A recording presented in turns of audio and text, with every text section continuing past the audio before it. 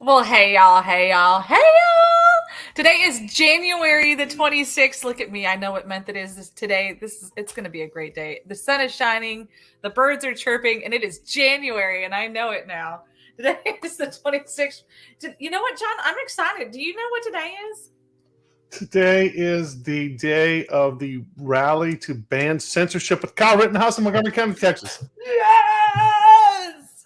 I'm excited about it. I'm pumped up.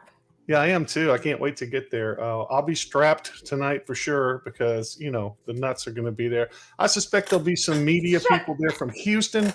I suspect there'll be all the left wing loonies out there protesting this young man's right to defend his own life and his exoneration in court because you can't have that, right?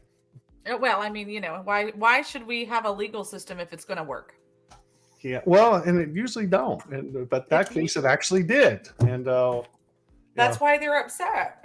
That's right. That's exactly right. You know what? They're upset when it doesn't work and it works for them. When it doesn't work for like the actual law, but when it works for the actual law, they get all upset about it and whatever. Yeah. Well, hey, look, it was a really unfortunate set of circumstances that put him where he was, and but he would be dead if he hadn't been armed. Yeah. Well, it's funny how it works out that way, isn't it? Yeah. It's like we knew that if we could defend ourselves, we wouldn't be the dead ones. Yeah, I wish I would have pulled it up. There was actually a press conference where this idiot reporter who has a heavy African accent is asking that Pierre Paul, whoever the hell she is, that press. Oh yeah, Jean-Pierre. Yeah, that idiot. She prefaces her statement with, the United States is the only the only country where you get killed by guns that's not in a war. And, just the total thing was just total crap. And this is a woman from Africa making this point too, which was hilarious. Did they? And then the press secretary lady goes on to just babble a bunch of crap. Well, all I can speak to is and then I can speak to. Well, she didn't say anything because that's what they do because she's mushhead. But it's just funny that how desperate they are to ban guns here. They are,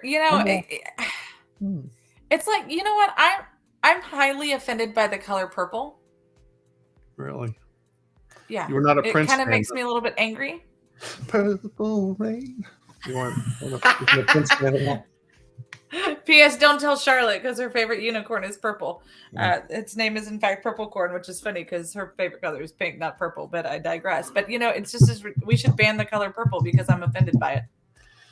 Yeah, I don't know. The whole thing's stupid, but you know what keeps people from I saw Matt Walsh's show. He's talking about Singapore, and he got a lot of blowback from people because some obviously kind of a leftist guy was showing the airport at Singapore how beautiful it was and saying, look at how amazing this is. Why can't we have things like this here? And Matt Walsh correctly pointed out, he goes, because in Singapore, for when you commit crimes, they actually punish you. If you're trafficking drugs, they kill you. If you commit property crimes, they will publicly cane you and humiliate you, and just, it's brutal, and it works.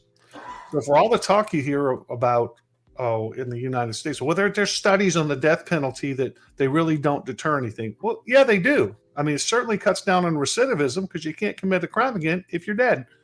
And it is an example to people. That's why Singapore is so clean, and they don't even, a lot of their shops don't even have doors on them or locks on them because people know if I steal from there, I'm probably going to get my ass ripped off by a cane in a very public way and humiliating way where I won't be able to sit down or go to the bathroom. So it works. So if you want those things here, then that's what it takes to get those things here. It's funny. We found that, well, not a lot of times, we found that people who realize that there's going to be a penalty, for example, if you have a child and you tell them, hey, if you do this, I'm going to spank you. 9 times out of 10, I mean, well, maybe those are high numbers because children are stubborn, but they usually know that if you're going to actually spank them, they're not going to do it. Oh, so we're talking Now, about. So we're already going to start talking about Montgomery County politics. Is that what we're going to talk about already? Because we have we're told just these people there's penalties for these things, and they keep doing them, and then they gonna give keep you. doing it. They stare at you in dull surprise when the penalty actually comes. So is that what we're talking about already, or are we going to get there in a little? Man, it's awkward for everyone, isn't it? But you know, I mean, that's the thing. Like you go to the, like Speaking you were of saying, awkward, you go to these. hey, Walter. Speaking of awkward Montgomery County children, Oh my gosh, I have so much excitement to talk about later. Okay, go ahead. We're good. Okay, wait, go ahead, Walter. Say your hellos and all that stuff, and then I'll jump into all the stuff I've prepped, which I think you'll get into. hey y'all, hey y'all, hey y'all. Who invited him? I don't know what that was even about. It's actually who let the dogs out, and that would be me. Okay, sounds like they want to come in. Well, we do have a lot to talk about today on the show, and I will play a couple of videos for you, which I think you will find very entertaining. Well, let's jump right into it. You guys okay? You ready to go? I'm always ready to go. Let's do this, John Boucher. All right. The COVID virus continues to mutate in China, and it's being predicted that an even more serious, severe strain is developing there. Now, as we already stated, there's over 80% of the population of China is estimated to be infected right now, and that's a 1.4 billion population. So we're talking about almost 100 million, almost a billion people are infected in China right now, and we already know the Chinese government is understating the death rates there. So we don't even know what that's going to look like when it's all done. And also, there's also related to China, there's reports out there that some military analysts are saying that the United States is not prepared should they have to go to war with China, and will actually run out of munitions in a war with China because we are just so unprepared. What do you think, Walter?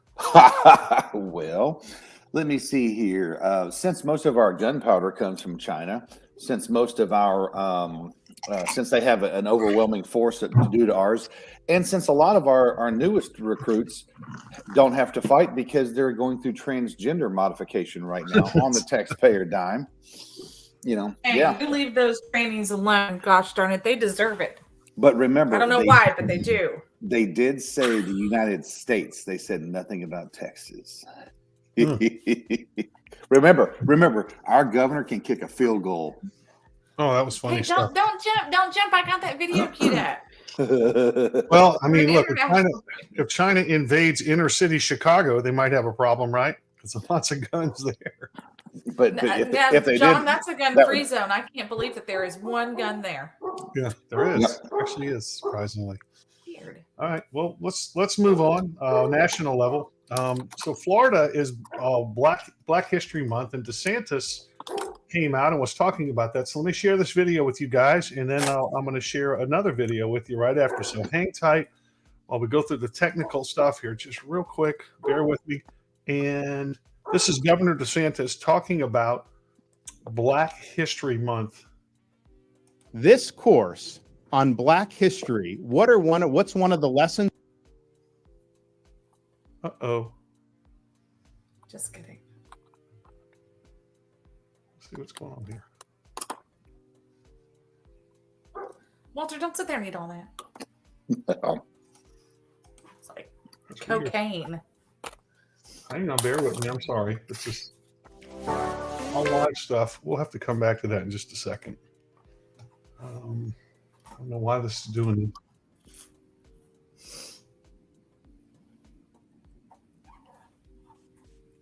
All right. I'm back. Hang on a second. Sorry, it's live, guys, so you get what you get. Walter, if you're gonna display something, you should put your hand behind All right, it. here we go. It's one of the lessons about queer theory.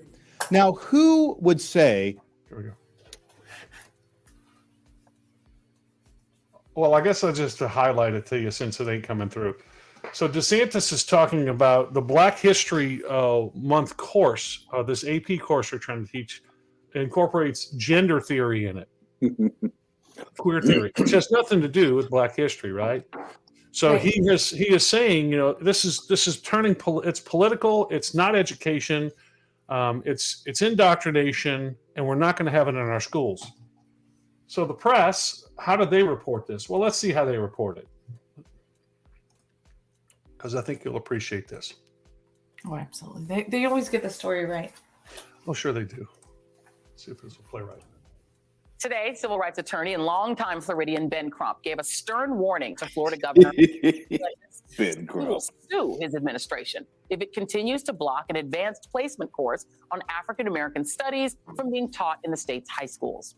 During the announcement, Crump was joined by the 3 high school students who would be the lead plaintiffs in the lawsuit. In his latest war against knowledge, His latest war against knowledge. Did you catch that? Hey. War against knowledge would be whack. Not woke, but whack. War against knowledge. DeSantis says, Black History Month should not be teaching gender theory. And so therefore it's not really, because it's not really part of Black history, right? I don't remember that the slave, I don't remember it being the slave trade coming over for all sex transitions. We all know they piled on the boats for that, right? But yeah, so DeSantis, and very reasonable, says these things aren't related. You're using this as a Trojan horse to bring this into the schools, critical race theory, gender theory, and all that stuff. We're not going to have it. Bans it correctly, and the press goes absolutely nuts and calls it a war on knowledge. What do you think, Sandra? Well, it's funny. We talked about this yesterday with the women's panel. I mean, this is the ridiculousness that is becoming education. There's nothing educational about teaching. Well, I can't even. Where It's whack. It's whack, all right. I don't understand how we go from teaching about, like you said, the slaves and slave trading and let's take the slave conversation off the table. Let's talk about how African Americans who came over here, or Africans who came over here, helped build our country. Like, let's talk about that. They didn't. Did they start a dildo company together? Did they? I mean, what's the well, I don't know. That's true. I mean, but what's the concept? Is it Black history that the Black people started promoting the sexuality agenda? I mean, if that's the case, then maybe I get it a little bit, because they want to talk about how they're contributing to society. But typically, the Black community is way more harsh on the LGBTQ community than the white community is. Well, and actually stating that, that's the funny thing. So the biggest part is racist. Well, the white monarchy from England came over and kidnapped all of the Black people off of the coast of Africa because they were sitting there in cages by their former masters, which happened to be Black, and or the Muslim kings that kept them there. And then they were sold, except I believe it was the Spaniards who brought them over in the 1400s, late 1400s, 1500s, and all that. The Dutch, and well, that's a little too white. So yeah, you racists. Yeah. Gosh, so, talking about Black History Month over here. Yeah, I was trying to be factual. Not bad. The Dutch. We don't have room for that on this show. The Dutch are only known for their thumbs and the dams and the dikes. See, actually, the Dutch, they brought us the LGBT because they had the dikes. Put your thumb in a dike and you're going to save the city. Wow. Oh my gosh. Why did I turn over the wall? I don't even know. To answer Miss Patty's question, I guess it's the degenerative Walt that's back. But anyway, serious as a heart attack. You can't beat this up. And then this guy, Benjamin Crump, that attorney there that's going to file this stuff, and isn't he the same guy that went after the George Floyd? Isn't he the same guy that did all the race baiting with Al Sharpton and everyone else? I mean, he came here to Texas, was welcomed with open arms by Sheila Jackson Lee and by Al Green. I'm surprised that Benjamin Crump did not give the nomination speech for Hakeem Jeffries. This is where you see political slavery all over again. I'm going to say it because that's physically what Alan West has stated. That's physically what Larry Elder has stated. And I'm not just stating it because they're Black, but I mean, we've got to get rid of this color thing in America, because we're red, white, and blue. And, now that they've taken the colors red and blue, all that's left is white. And we can actually come together under the fact that the white stands for the purity of the nation once it was cleansed of all these sins they're talking about that are only half truths. Yeah, and that's the first charge they point at us and call us racist. I remember somebody at the polls was talking to me, and they said something stupid like, "Yeah, it's all fine and good until your daughter dates a black guy." I said, "I've never told my daughter who to date or not date," but that's the first thing they go to.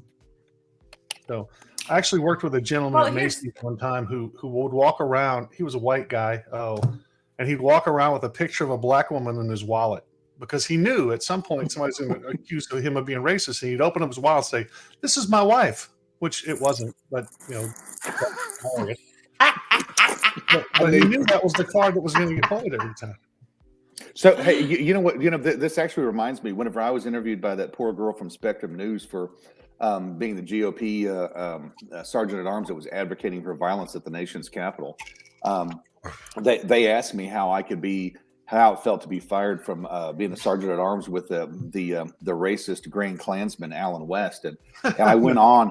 I went on actually and had this narrative that we were that the Republican Party was actually a faction of the Klan, and then I stopped and I said, "Do you even know who Alan West is?" Much like whenever he was in Laredo and they were coming after him for being Ken Paxton. They physically did not know that Alan West was black. And this girl, I was running her down a rabbit trail, and I said, "Would you stop right now and Google Alan West, Alan B. West, Google LTC Alan B. West or Congressman Alan West?" And she looked and she goes, "Oh, well, this guy is black." And I'm like, "And you're in the media? You're asking me how come I work for the Grand Dragon, how it feels to be fired, and you just found out he was black?" The thing is the media never tells the whole truth. Even their own got eaten. And the funny part was, I gave this girl, she called for 5 minutes of points. And y'all know how I'm a master at taking 5 minutes and creating 5 hours. We were on the phone for 2 hours. Yeah, we were on the phone for 2 hours. And this girl physically, this is the first time I've ever seen the media work. She printed in her publication for Spectrum One News, she printed every single thing that I told her, line item by line item. Republican Party of Texas was formed by free slaves. We were the first ones in the nation to have elected black officials under the state. That was a whole century prior to Barbara Jordan. There's just so much stuff we put in there, and she had no clue of that. And she called me several times after that. We've actually got a good friendship now, because she just didn't know, and she was believing the editorial narrative that she was given. But the party switched, Walter. They switched, right? Yeah. Right. Yeah. Yeah. And well, and remember what did the great Lyndon Baines Johnson say in the White House that's recorded with his own voice? I won't repeat it here. Neither will I. But we're not quite to 200 years yet. But look, and holy crap, dude! I mean, the fact that the media they totally take that narrative out. LBJ died at the age of 64, and his birthday was 2 weeks ago, or last week or something. And he died before Social Security, but yet he gave all of our Social Security away into all these programs that were as nothing but political slavery for folks. And I can't believe that they're going on the black narrative, because where were they all through this last election cycle? Everybody was going after the Latino. You didn't hear anything about the blacks. Bam. And now we're back. Well, I have great American friends who are of all colors, and one of the most American people you're ever going to meet is Mark Meatwab, who was born in Africa. When you sit down and talk to him, his heart is totally American. He understands it. He gets it. He has the same beliefs I do about American values, and it's not a color of a skin thing. And as soon as people get that through their head and stop being convicted in our skin color as conservatives, by the leftists who come up. It's like you saw in the video with the Crump guy. They had a white girl in the middle to talk about, Black History Month. These are the three students. They stuck her right in the middle because that's their hold her up. And I love that video that went around a while back, Walter. You remember it. where the guy was on the street and says, "Is having an ID to vote racist?" And they're asking all these white college students, and they're like, "Hell yeah, it's racist because black people can't get IDs. Black people don't know how to use computers." I mean, it was this bigotry of low expectations. And then they go to the black community and they go, "We want to show you this video." And they show the video to people and they go, "What the hell are they talking about? We don't know how to use computers." You know, all of us have this. That's stupid. And that's what they've been taught. So actually, that was Will Witt, and he will be in Houston in February with Larry Elder and Candace Owens down at Warehouse Live. Because Blexit, and that's our favorite buddy Brian Bledsoe and PJ Prudhomme, who's from the out in the Chambers County area. PJ is a high school student. He is the vice chairman of the Blexit Texas movement. And the funniest part is they will be engaging in the racially divided city of Houston to see this because what the Florida here's what people don't realize what moves over there. What the Florida narrative of the war against knowledge, the WAC, as we're going to have to hashtag that now. Hashtag WAC. Yeah, once you're WAC, you never go back. I guess. I mean, but it's okay to be gay and black, and that's fine. But the key is Houston. I like the way you turned it back. It's back door for the entry. There we go. So anyway, the key is going to be, look at what Sylvester Turner has done to Houston.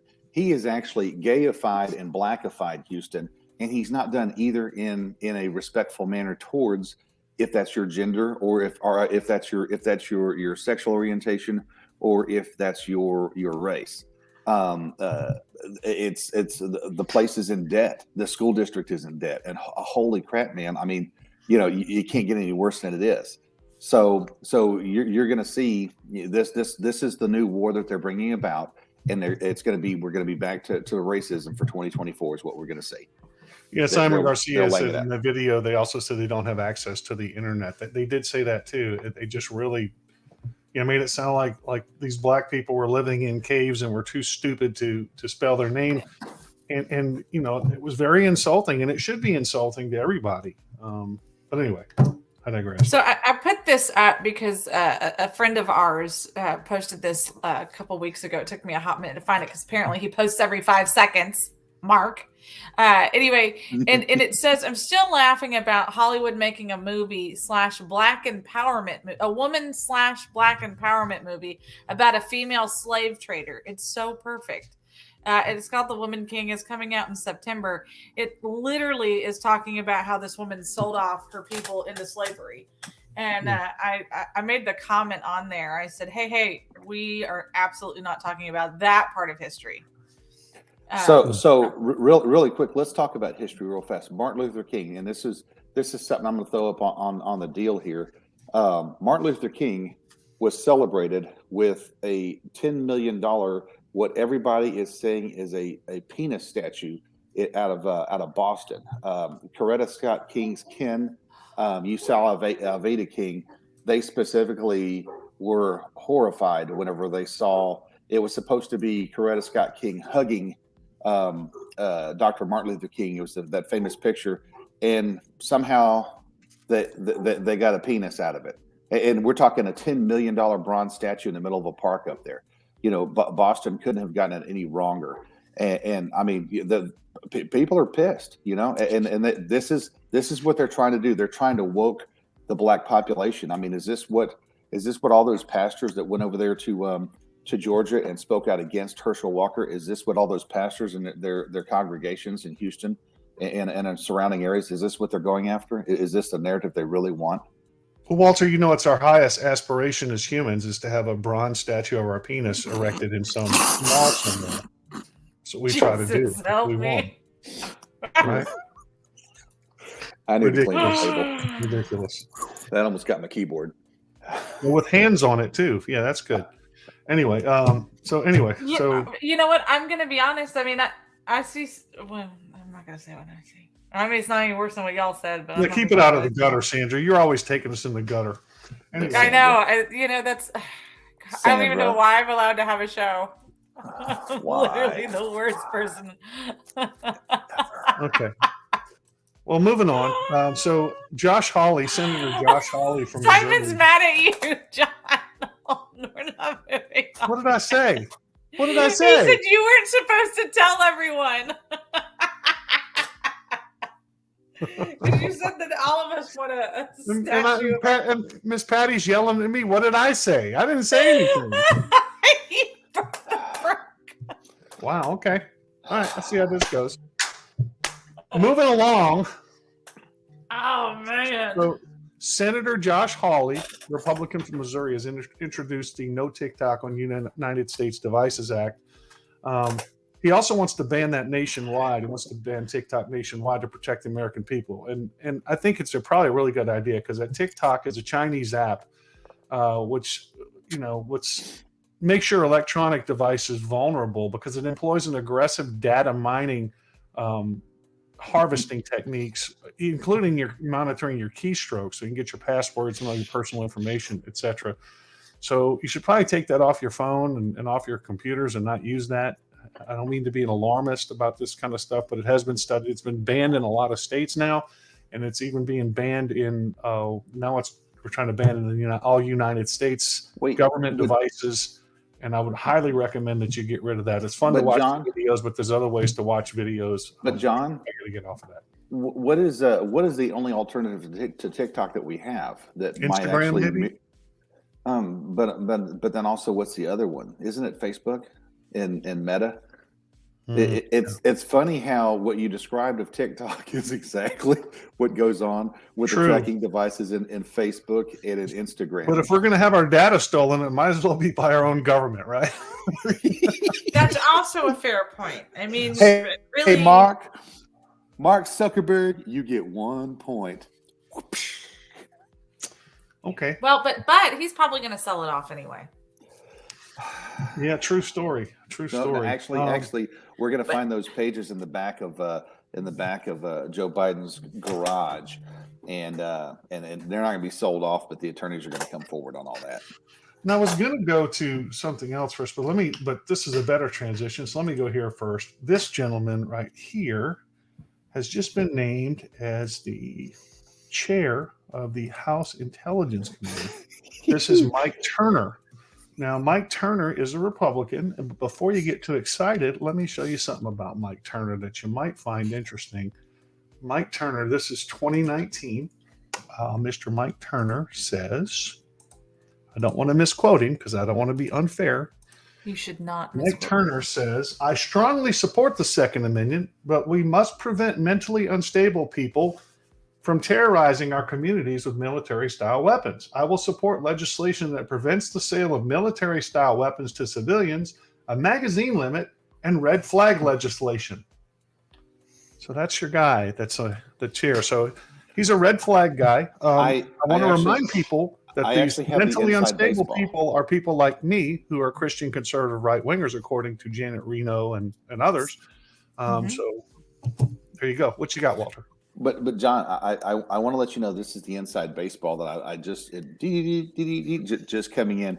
So Mike Turner was given this legislation by some of our favorites in Congress, such as Dan Crenshaw and Henry Cuellar, to make a bipartisan effort that the attention gets moved off of them for the previous red flag laws that created the anti-red flag laws that boost the new red flag laws. But we want to make sure that we keep the cycle spinning. And I'll be honest with you, I don't think that there's going to be any red flag laws. I think the red flag laws that are being proposed give organizations that don't do anything like the NRA just gives them the ability to raise money on we need freedom for our guns, so that the anti-moms, what do they call it? Moms demanding action. So we have those ladies that can raise money to say we don't need guns, and we're just in a perpetual cycle of fundraising.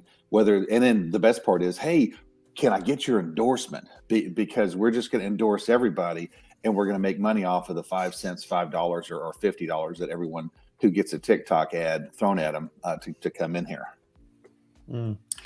Well, also, and it makes a good transition. We were talking about the Chinese TikTok thing before. Senator McCarthy has also banned or removed for consideration. Adam Schiff, Democrat, and Eric Swalwell, speaking of Chinese hackers, from the House Intelligence Committee. Schiff was exposed as a serial liar and leaker when he was on that committee.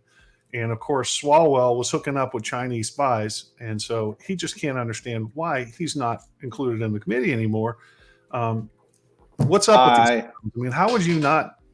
I like Swalwell. Swalwell I think was very good for helping to promote what was physically going on in Congress, where we just have good-looking Chinese spies that come up to us, and we don't have to admit they're Chinese spies. But with a name like Swalwell, you just can't. And Adam Schiff has to be good. Yeah, on top of that, Adam Schiff. I mean, the big beady eyes, the big buggy eyes. Wasn't that Kamala Harris's nickname? Also, is that coincidence or? Oh man, yeah. I just put a call into Willie Brown's office for comment, and we'll know here soon enough. We'll know soon. That's important, I think. So here's some. Yeah, I'm glad that you brought up Adam Schiff. We've actually got some really exciting news. So he didn't really care. He's not going to have time to be on those committees anyway, because he's running for Senate now. Hey, come out early, come out strong. So he's running for Dianne Feinstein's seat. So I think that's exciting. And what do we know about Dianne Feinstein? Well, we just replace one psycho with another. She's older than Nancy. So Dianne is in her 90s. Like, they don't want her to die in office. She'll be 100 by the time she finally gets out of the Senate if they're able to keep her alive that long. Like I think she's already dead. I think they're faking it. I think she's already dead. I think that they're actually physically using certain type of chemicals to keep the body moving, and they've got little Autobots in her jaw. Yeah, are we talking about Feinstein or Pelosi right now? You can't really tell the difference. Pelosi's out, so we're good. Thank you to our Lord and Savior Kevin McCarthy. I mean, he's. You know how I feel about that? It's only going to get worse. Oh, speaking of, am I jumping too soon? Let me finish up the next Trojan horse that's coming to America right now. Speaking of Kevin McCarthy, go on. Is the Renters Bill of Rights proposed by the Biden administration. Now, if you remember during COVID, renters basically were just told you can just hang in the house whenever, as long as you want, and they can't collect rent, they can't throw you out. So if you're a landlord, I mean, and you're relying on the income stream of your rental property to, I don't know, do things like pay your mortgage and buy your groceries, you were what we call screwed, because not only could you not sell your asset, you couldn't rent it out, you couldn't force it, you couldn't evict anyone, and you couldn't even sell the place. And so a lot of people really lost everything in that deal. Go ahead, Walter. You'll all excited to say something. Man, and John, this is right down your avenue, because remember, we had in 2008 the big Wall Street collapse, the thing that with Lehman Brothers and all that stuff, and then we saw Wall Street go in and start buying up in homes for investment. And so now people's retirements are hinging on these homes that were purchased on the what do you call that, the forfeiture rate. So they're done on there. Then you have people in the market being talked into, hey, let's get a loan, let's buy a home, let's have this for investment property. It will pay for itself off, because we're going to get the note at this much, and then we're going to be able to rent it out at this much. But then when COVID hits, those people are stuck with, the owners are stuck with the mortgage. The renters, well, they don't have to pay rent. And so now the owners who have a job or don't have a job and living off their retirement are having to do what they can to keep their investment good. And what happens to them? They get looped in this perpetual court system of we're going to take someone to court for rent, but they didn't have a job. And we have all these judges, all these justices of the peace. They're all Democrats that were elected that came in. And what do? Well, you can't squeeze, you can't get a juice from a turnip or whatever it was. You can't get carrot juice from a turnip. And it's like, well, great. So now the investors, what do? They lose their investment, which would be the property. It gets sold on a tax foreclosure. And who picks it up again? Wall Street. See how it's a perpetual? Just boom. Well, sure it is. And some of the things in this bill that they're proposing, access to, and I want you to listen to the words, how the subjectivity of these words, access to safe, quality, accessible, and affordable housing. So imagine you buy a house and the government comes in and says, okay, you just spent, $300,000 on this house. Now we want you to put a wheelchair ramp in to the house. We want you to put rails. We want you to widen all the doors. We want you to, and they just put all these regulations on you. So now you have to put another $100,000 into a house that's only worth $300,000 house. And by the way, you're going to have to rent it. And if a renter can't pay or won't pay, then you can't evict them. So let's move on. Clean and fair leases. What does that mean? A contract is what it is. Both sides agree.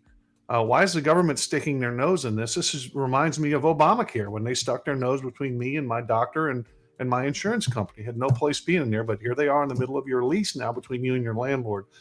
Education enforcement and enhancement of rights. So they're going to educate you on how to deal with your tenants, whatever their lifestyle is. You need to be educated. So they're going to enforce that on you.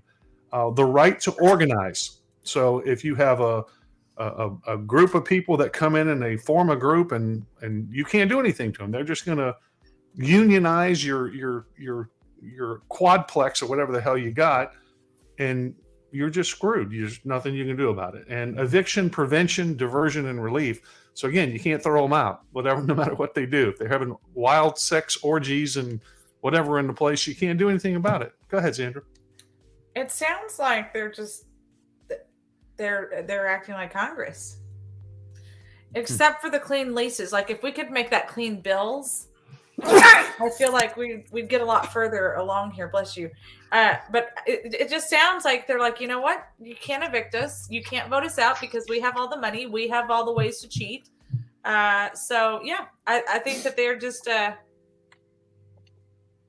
Yeah, I mean, this is a disaster. Why would you want to own property? Why would you want to even own property? Oh, they don't want you to own property. Simon had it spot on. He said then they're going to bail out. The government bails out those banks with bad loans paid by taxpayer money.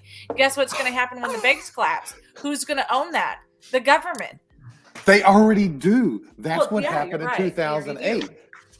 That's physically what happened when the Fed took over the banking system. It's the craziest crap ever. And what does Joe Biden do? He comes in with an executive order. We're going to make sure that if you have more than a $600 transaction in your account, now we're coming after you.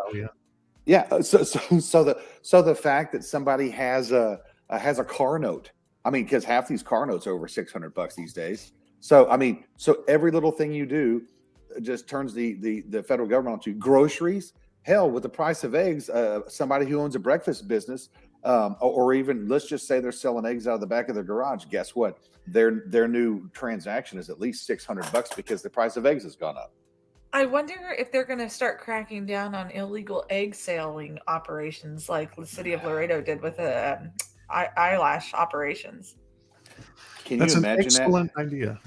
Kicking in doors. Hey, but here's the best part. So you have an entry team that goes in, kicks in the doors, does the raid, and then you have another team to evacuate the eggs, and they have to walk with egg crates and shells and make sure nothing cracks on its way out.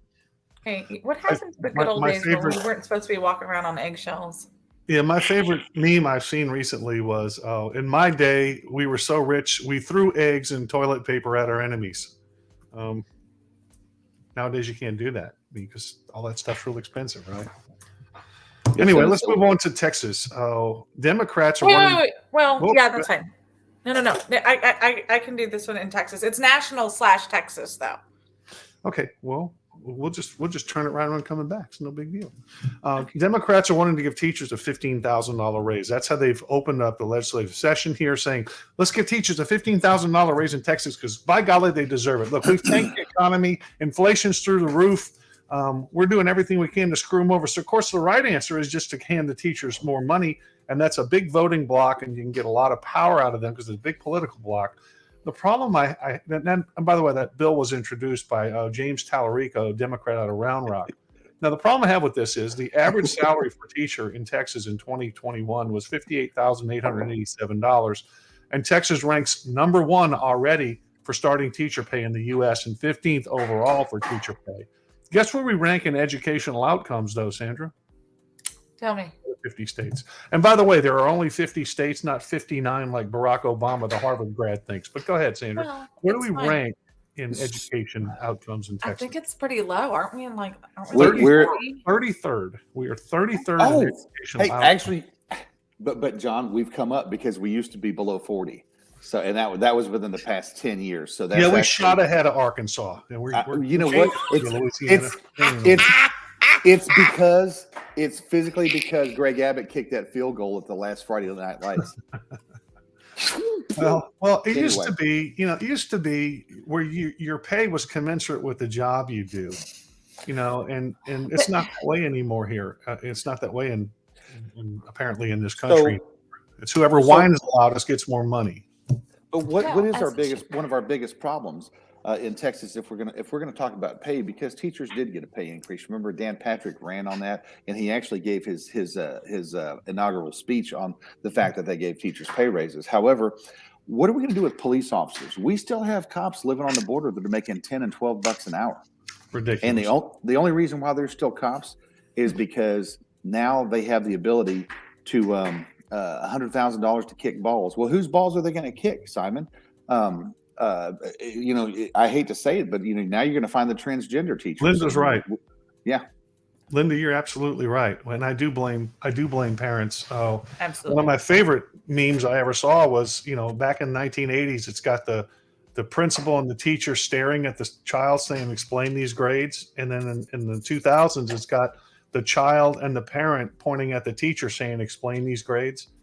We have flipped this around. And my wife, teacher, my mom retired as a teacher. My brother was an educator for a long time. He just retired also.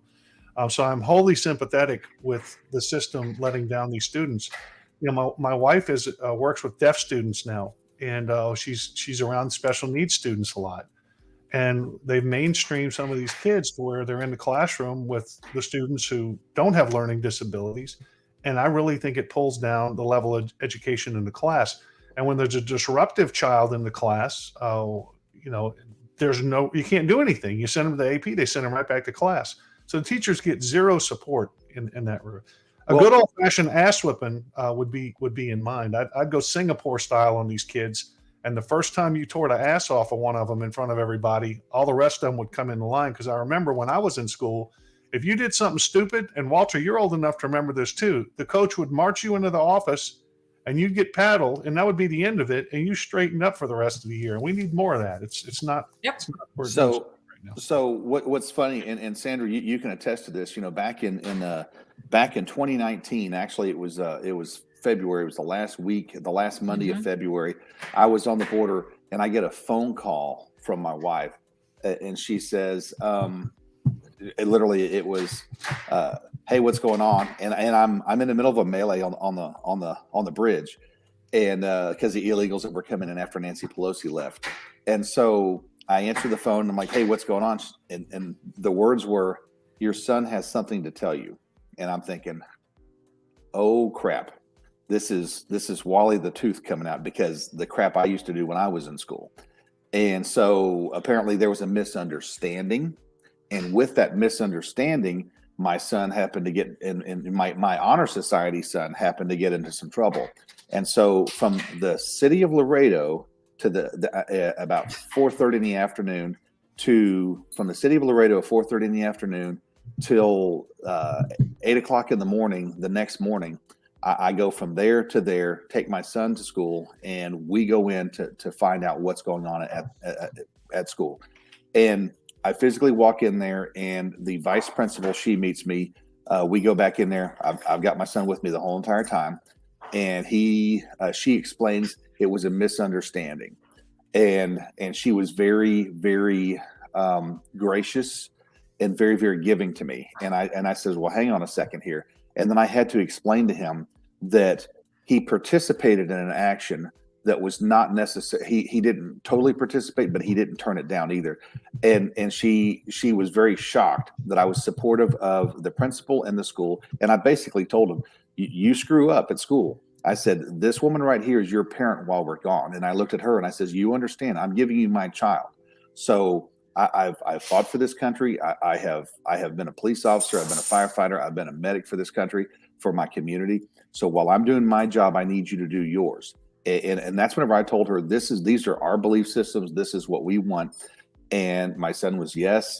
And then later on, she comes in and she says, we've never had parents come in and support us like that. And I told her, I says, well, here's the problem. My parents were very supportive of me, and they were very supportive of the system.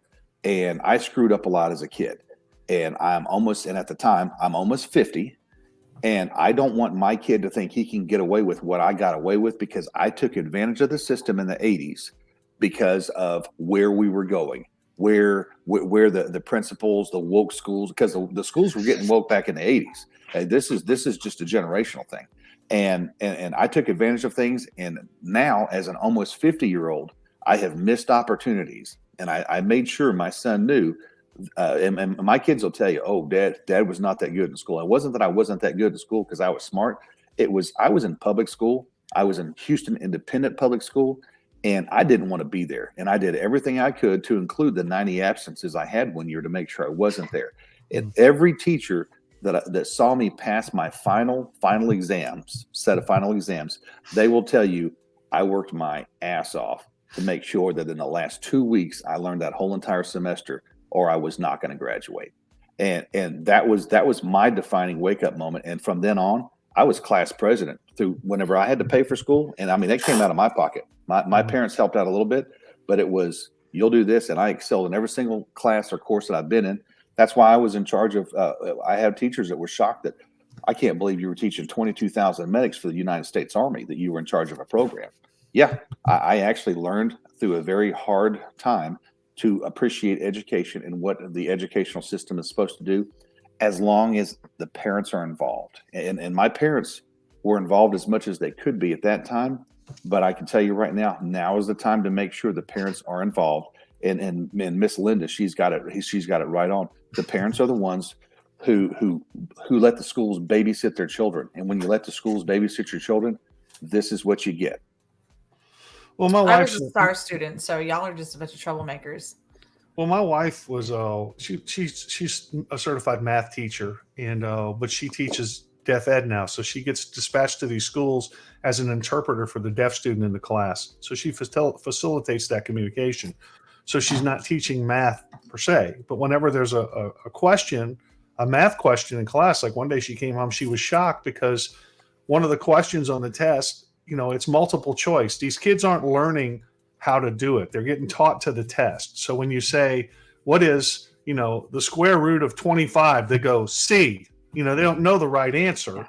They just know that that's the answer that corresponds to the right answer on the test. So there was one test, she came home, she showed me a picture of it. It said, with the question, it had 4 answers. And she goes, none of these answers are correct, John. I said, yeah. So what do they say? They go, pick this one because it's close enough. Yep. So that's where we are now. We're close enough. And, close enough wasn't going to work it. And so they're teaching Close to the enough. test. So the Close educational enough outcomes aren't even fair to say what they are, because you don't even know what they are. Because when you have a student that goes through a whole test but retains no knowledge because he's just been told, to just answer this C here, answer B here, answer A here, answer D, and you'll get, because the teacher says, see, look, I did my job. And then when they go take that college entry test and they fail out, the first thing to do is turn around and go, the school system failed me. Well, it's funny you say that. Go ahead. Paul. So John, I mean, you're 110% spot on. I went back into the Army after being a medic for on the street, and I had to go back through all the training and stuff again. And there I was in the schoolhouse. And at the time that I went through, we had a 44% first time pass rate, but almost everybody made it through within 2 or 3 cycles. Now this is your federal government, the United States Army, giving out a participant. You didn't do good this time. We gave you the answers. We gave you the answers, multiple choice. Here it is. We did the reviews. We dumbed it down as much as we could. And we got these kids in combat. And we were having problems in combat. And this isn't education. This is life safety stuff. This is, we're going to war and we need to make sure that everybody gets a trophy while we're going to war. And we went from whenever our unit took over the schoolhouse for the combat medics in Fort Sam Houston, and then around the nation, we went from a 44% first time pass rate to up in the 80s. And when we tried to raise the standards, which was against TRADOC, the Army Training Doctrine Command, when we raised the standards from a 70% to an 80% for your test, like we were kicking people out at 80% if they made a 79 or a 78, and we got in trouble for that. But the problem is we're actually able to raise the standard of what was going on when they got out there in the combat. You should see what happened to the newer soldiers that were coming about. Not everyone got the participation trophy, and the key was they actually physically knew what the hell they were supposed to be doing. When they could look at a body, they could look at a patient, they could look at what was going on and say, "This is the problem. This is where we need to go. This is how we plug it up," as opposed to, "Oh, let me go through my worksheet. Let me do this." It became instinctive, and we had thousands upon thousands, and it shows in the number of people that died or didn't die throughout the past 20 plus years that we've now been in wars, or that Biden pulled us out of all of a sudden. But the bottom line is that was the government giving they were giving everyone a participation prize and making it easy. Whenever, if you're not going to do the work, then you don't need to advance, because that's someone else's life, that's someone else's program, that's someone else's finances that you're screwing with. Well, that's a real world example and application of life or death in that scenario. But what we're doing in school right now is we're sacrificing, having to confront students and make them be better, and we're exchanging that for making them feel good about themselves. Look, you got another 100 on the test. Well, but you don't know anything. And that's all catches up with. There's a balloon payment for that down the road, and we're experiencing that now. This is generation after generation of this foolishness that we're having to deal with now. I saw a lady on TV the other day. I can't remember. She's a comedian. She said, up until I was 40 years old, I didn't even know that the sun and the moon were different things. I thought they were the same thing. And she was serious. She got through her high school. This woman's 40 years old, and she thought that when the sun came up, when the sun went down, it came back up as the moon. John, didn't she know if that was the case, then it would have melted the first? Because the moon is made of cheese. Everyone knows that. Exactly. Exactly. So anyway, crazy stuff. So that's what that's all about. Now, I did do some research, and Walter, you can tell me if I'm wrong about this. And I do want to talk about the Ban Democrats chair movement that we had, and that didn't pass. We put the bill forth to ban them on key committees. But I did see a statement that Steve Toth released, and I wanted to bring that up because he said, while we would love to ban Democrat chairs, as a practical matter, you really can't do that because a quorum in the House is 100 people. There's 86 Republicans. So if you shut the Democrats out, you don't have a quorum, and you can't get any business done. Is that true? That is true, but two, if they're not there, then the governor can issue a writ for their arrest, bring them back, and make them be in quorum, which did not happen. Wait a minute. Which did not happen. That happened when they all went to D.C. and nobody did anything about it whenever they could have. The Texas Constitution explicitly allows us to do that. So the fact that D.C. is making fun of Texas for putting Democrat chairs on, John Whitmire is the only one in the Senate. We still don't know what's going on with the House, because last time when the House convened in Texas under Dade Phelan, what did we do? We ran the clock out on the committees. You know what? Here's the bottom line. Dade Phelan needs to get off of his testicles, and he needs to stand up and put them out, because we already know he's going to give us Democrat chairs. Just give us what we got coming to us so we can get to work in those committees right now. The fact that there's no committees lining there, and right now is the process where where people are introducing bills and they're trying to convene those things. But let's go ahead and put these committees in place. Let's get them rolling. He's going to screw us. So let's just take what we got coming and see what we can make out of it, is exactly what I'm saying. Because at the end of the day, Dan Patrick is the one who led off. Well, I gave him one based upon 17 committees in the Senate. Yeah. So how many committees do we have in the House? We got more. And what's he going to do? We're going to have at least 5 or 6 or 4 or 5. Just reality is Dade Phelan did not run with the at the behest of the party, and the rest of Texas and this local Republican parties chose not to censure him, chose not to send a resolution for him to do his job as a Republican. So bottom line is, let's go ahead and let's just get this crap show started so we can get through it, because we're probably not going to get any special sessions, or we may get the special sessions. And the more special sessions we get, the less time they have to run their businesses at home, the more time they have to get paychecks from Austin, and the more money the lobbyists make. Danny Meyer says, chicken of the sea, LOL. What Danny's referring to is there's the old start, was it chicken Jessica. of the sea? Start asking any mermaid, and she'll agree, what's the best tuna chicken of the sea? And there was a deal where they were asking some lady one day, is it tuna or is it chicken? And she's like, I don't know, because it says chicken of the sea. Jessica, what was her name? Jessica Simpson. Simpson. Yeah, Jessica Simpson. Jessica She was married to Nick Lachey at the time. Yeah, I mean, you're right. The dumbing down of America has been complete for a while. But look at her. She's And pretty. so She made millions of dollars. And that's all you have to do these days. That's why kids want to be TikTokers. And it makes people with reasonable intelligence look like Einsteins also, by the way. But, Simon is right. We do need to take a commercial break. Sandra, you ready? You know what? We are. And it's funny that you guys said that. I was actually working on the new commercial. So sorry, you still have to get the November one.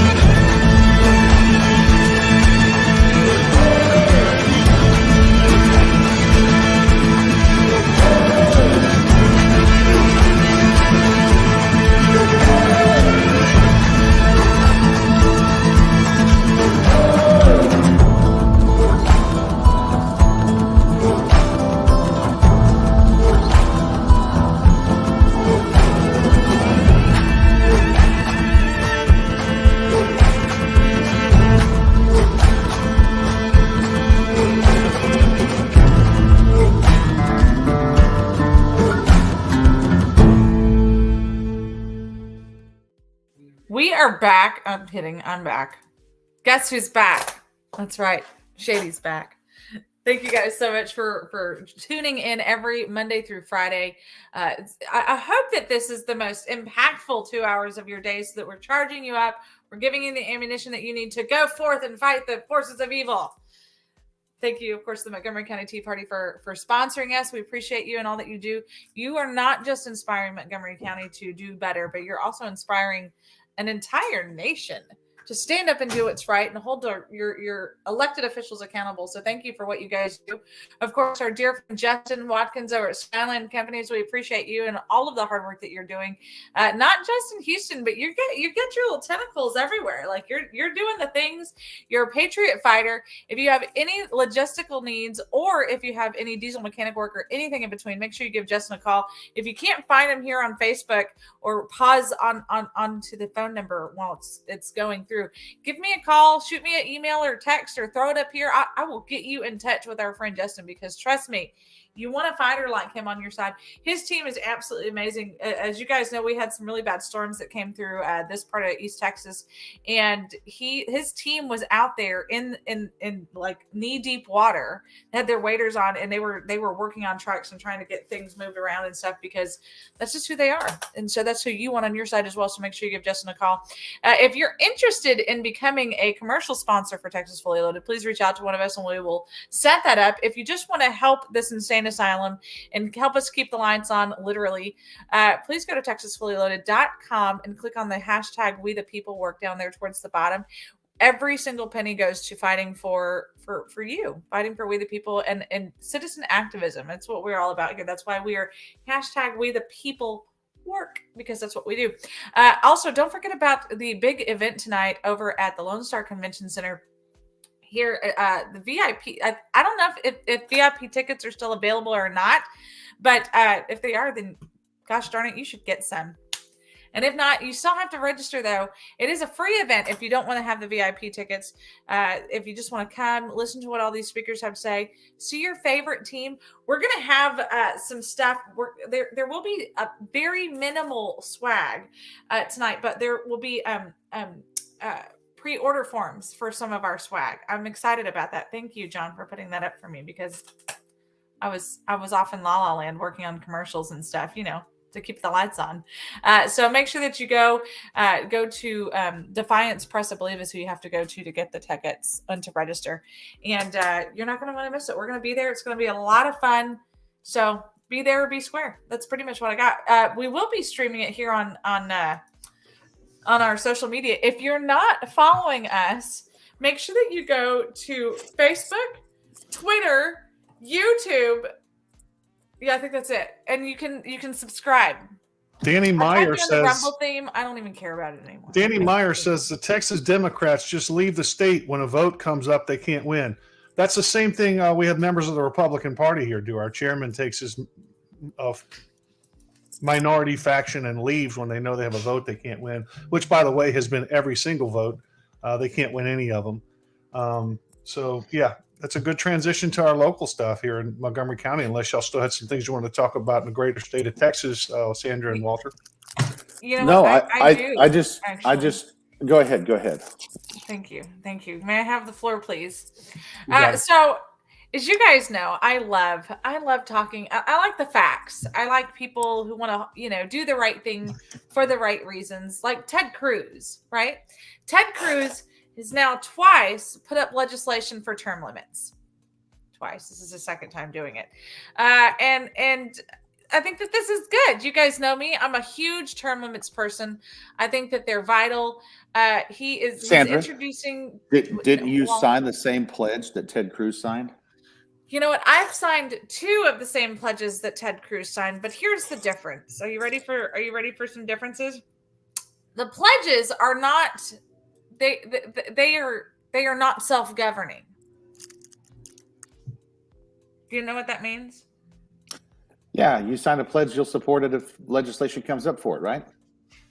If it comes up, yes, I'll sign it. That's all that those term limits are for. They specifically say they are not self-governing term limits. So that means that you don't have to limit your personal time in office.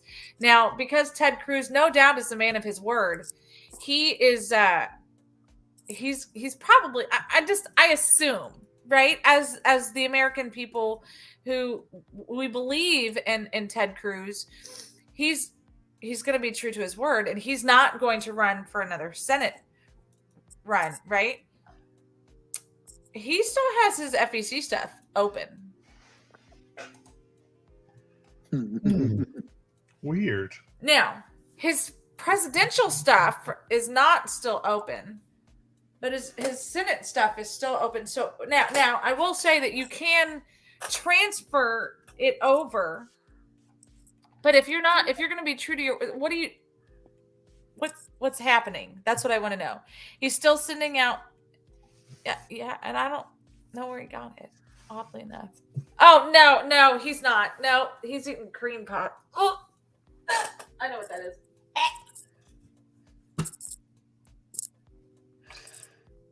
Little Debbie. You got Sandra gagging over there because of your oatmeal cream pie thing. Now I know how to get Ted Cruz out of her mouth. Oh my. Anyway, so just be on the lookout for the shenanigans that Ted Cruz is doing. I got a text message from him, interestingly enough, yesterday. He wants my opinion. I don't think that he does, interestingly enough, because he apparently didn't like my opinion so much that he ran a fraud against me. So there's that. She's You're not bitter, nice though, person. right? You're not bitter at all. No, she's sweet. You know what? I have nothing against Cassie at all. It's Ted Cruz that I have everything against. So. Well, But you know me, when people do the right thing, I give them the opportunity to do the right thing. And I praise him when he does, and when he doesn't, I make sure people know it. Apparently, my detractors watch this show, Walter, which is funny because which one? Well, I have a long, distinguished list of detractors, which I'm very I proud saw of. some of your detractors. They were very polite yesterday. I was very surprised. Well, I won't say I was surprised because it's in public, but there's a lot of things that go on in public that behind the scenes, nobody actually talks about what's really happening and the real lies that are going on. Is that the segue that we're going to roll into Montgomery County News now? You can. Oh, I if y'all mean, still they're got all more frauds Texas from stuff, up here. y'all got more Texas stuff. I'm happy to stay there because we can always talk about Montgomery County. It's a little Peyton place here. We Oh, do. So wait, Sandra, you know what? did you come up with the that new institution for where we can actually help to train millennials and where they're coming from? I do. It is a little bit of a long video, so I won't make you guys watch the whole thing, but this is good stuff. You know, we like to do the right thing here on Texas Fully Loaded. It's something, in fact, John started this a while back, and it's just something that's gotten close to our hearts here.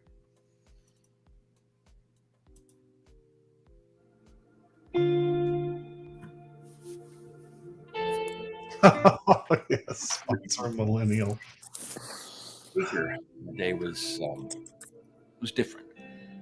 I just sat there with tears in my eyes, learning about this ministry that was revolutionizing the planet. I'm talking, of course, about Millennial International. The need is enormous. There are over 10 million millennials out there who have graduated with no work ethic, no job, no discernible skills at all, and they have expenses. Housing, student loans, credit card debt. And I didn't really realize the magnitude of the problem until I looked into the eyes of a millennial. And I saw that face with the dead, nothing's happening up here kind of thing. So I went out to the booth after the service and I talked with the guy, and he really informed me about the devastation that's not being able to fund a millennial lifestyle. core power yoga, Birchbox for men.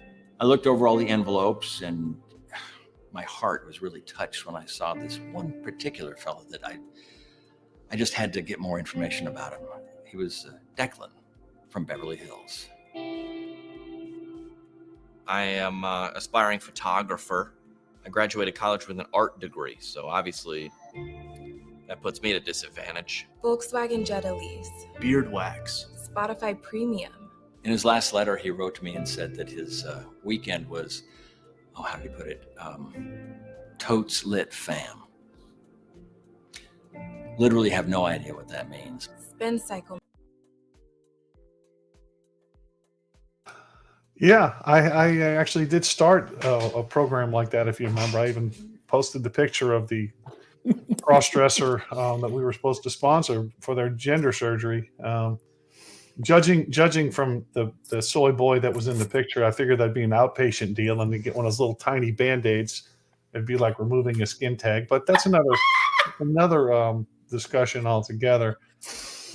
These people are ridiculous. Yeah, but that's a great video. I wish we'd have watched the whole thing. It's No, it's important. It's actually very to good. get this message out. It is, and that's just that's just par for the course. We did have one other Texas video that's a lot shorter than that one. I do. I think that one's queued up as well. If you indulge me a moment, I'm here for the people.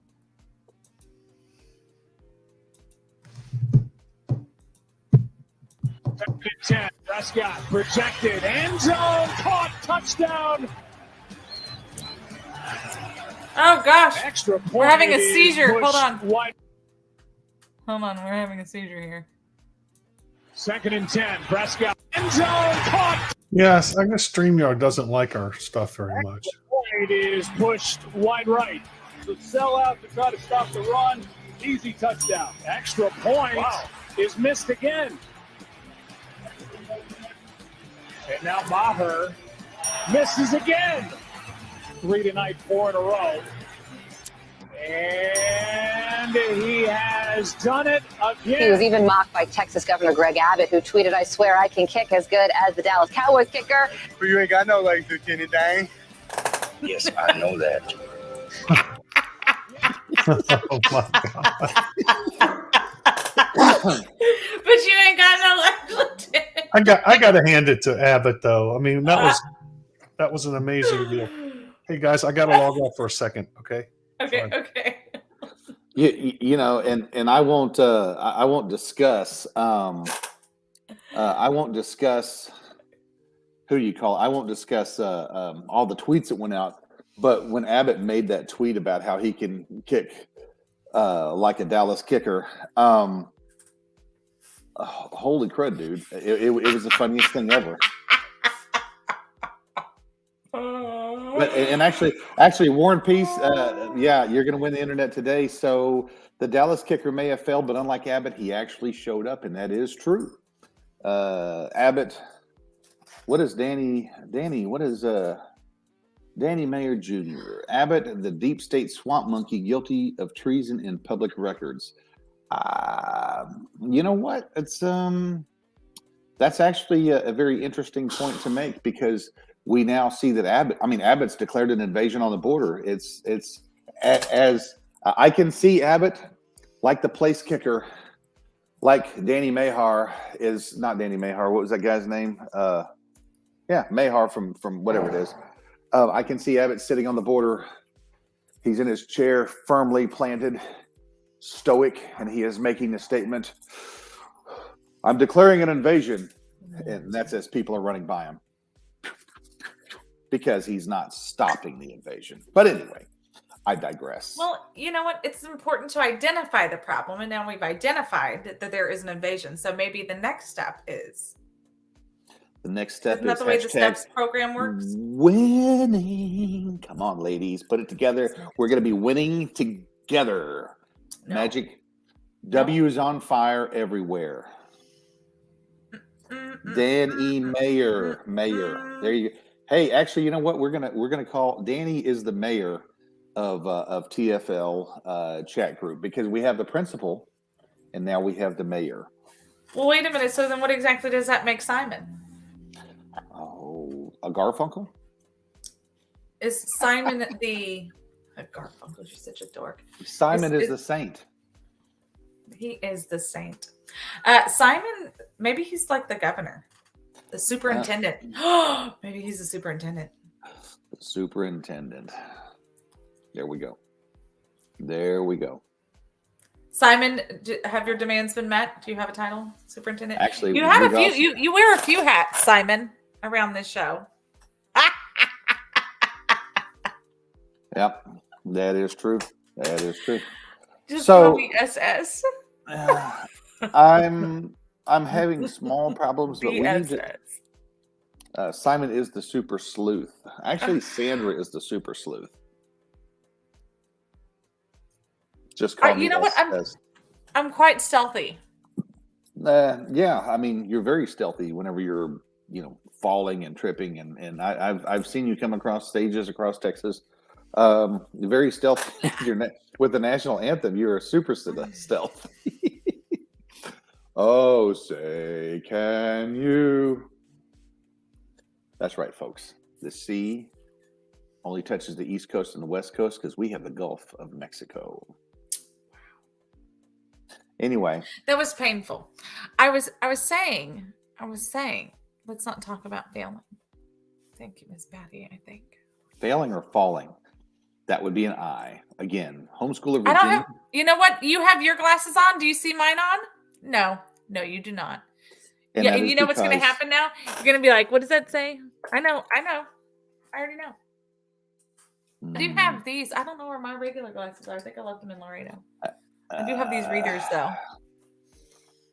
No government operatives here. Nope. Actually, not yet. We are not infiltrated because we're all nerds. Oh, my God. Look at those goggles. Wow. These are trendy. Look, I'm trendy. I don't know about that one. So anyway, no, the fun of the matter is this. What haven't we done? No. Tell them what the fun of the matter is, and I'm going to pull up what we haven't talked about. And so what we have learned applies to our lives. Go ahead, Walter. Tell them about the fun of the matter. What's the fun of the matter? You said that you had fun. I did have fun. Okay, well then if you're not going to do your fun of the matter, I'm going to do mine.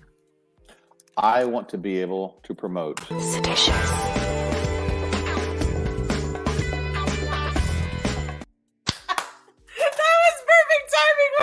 Delicious.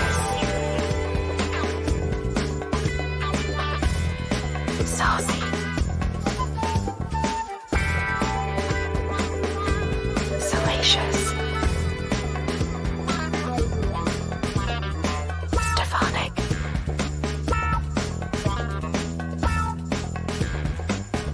Scammer. Santos.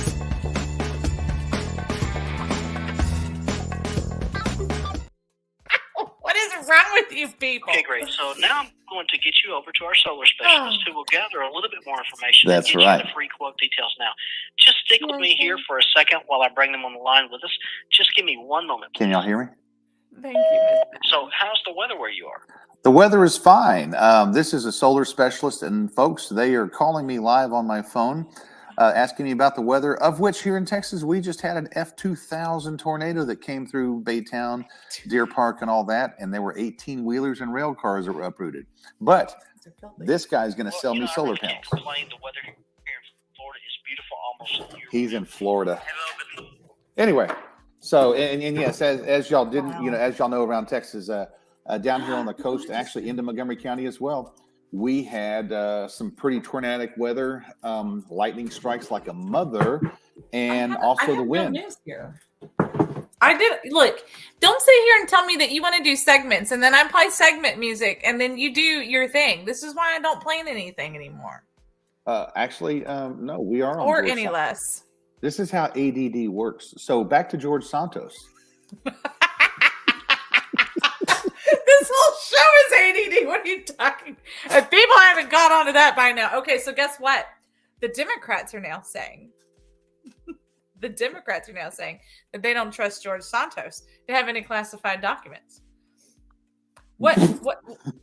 That's what they said about Marjorie Taylor Greene, and they solved it. Now they did trust Eric Swallowell, who actually I love how you keep calling him Swallowwell because that makes me happy. Well, they found opposing. They found weird DNA whenever they had the luminol and they put on those pages. That's what they found on Eric Swallowell's confidential files in his office. So, and I believe that the young lady that he was sleeping with was Pham Duck Low, and she was a part of the Wu-Tang Clan. Well, there's Miss Oneida. Hola!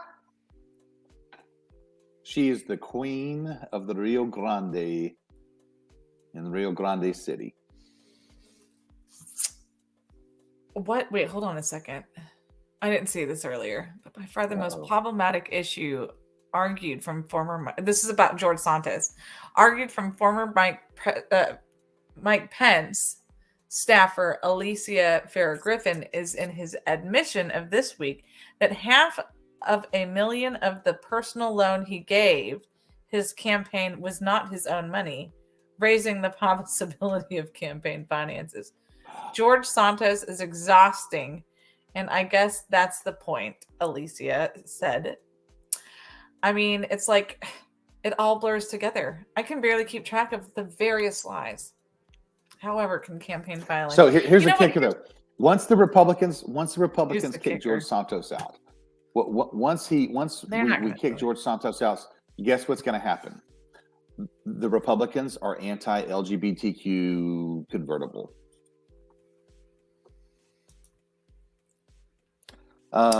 So here's the bigger problem, though. They're not going to kick George Santos out because do you know why?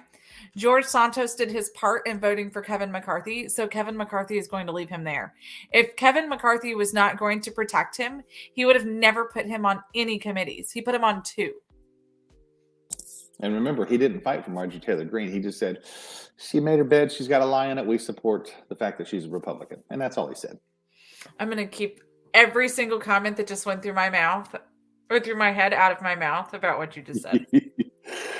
Yeah. Every single comment is not coming out. And I mean, it just... What people don't realize is...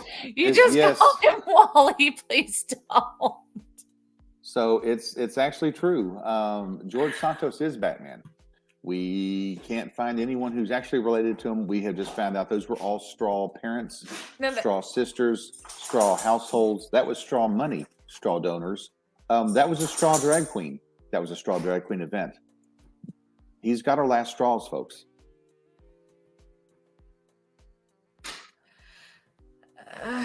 And he's from. Wait. I'm actually, you know what? I'm looking at Danny Mayer. I'm looking at the mayor. Currently looking for a good place to be in Central to South Texas. Need a Second Amendment sanctuary county. True flag action. I might need the sheriff to protect me. And you know what, Danny? That's there are a handful of sheriffs that we personally can vouch for, actually on both sides of the aisle, because they are doing their job. They're doing the right thing. And the governor is scared of these guys. Oh well, I wouldn't. So Hey, the other. So is the cartel. That's why there's certain counties they no longer operate in, because that sheriff is going to do something about it. And when he does something about it, everyone else is going to have to get involved, and it's going to be bad. So everyone has decided to stay out of those counties where the sheriffs are saying we're the ones in charge. Miss Oneida, I apologize, but Starr County is not one of those. It's not counties. one of them. Your So district attorney's office, unfortunate. your district attorney's office, Miss Oneida, is going to continue to smuggle illegal aliens through the checkpoint all the way up to using your tax dollars, your local tax dollars that are paying for his office for those gasoline cards.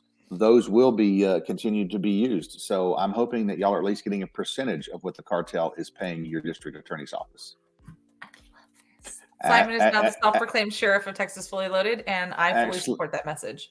Well, and that's why Sandra has been muted, because it just so happens that I am the sheriff.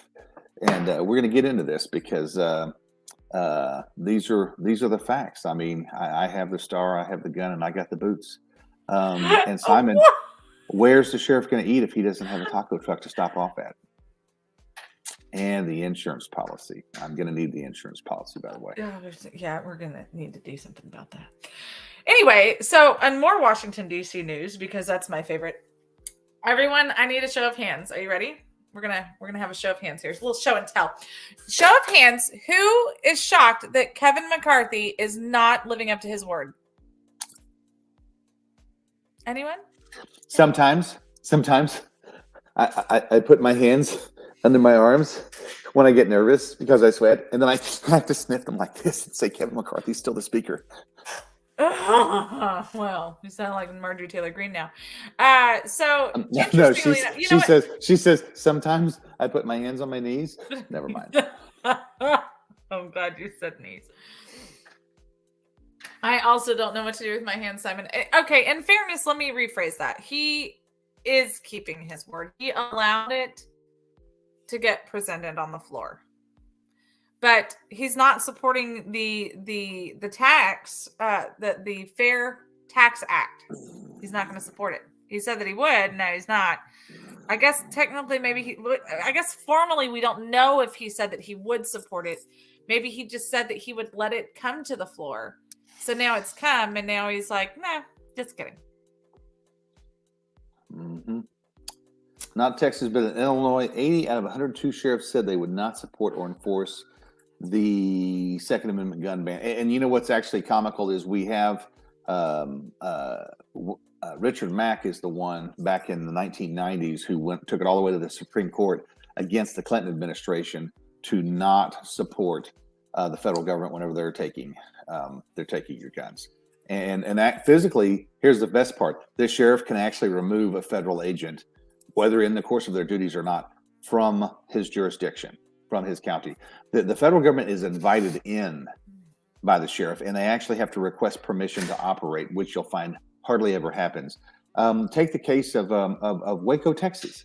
That's right. At the time, the McLennan County Sheriff just allowed was it McLennan County? It may have been a neighboring county, but whenever the FBI decided to burn the Branch Davidians and all their children, that was a huge federal debacle because the FBI and the ATF were in charge of those raids that happened, and then they were in charge of the hostage standoff situation.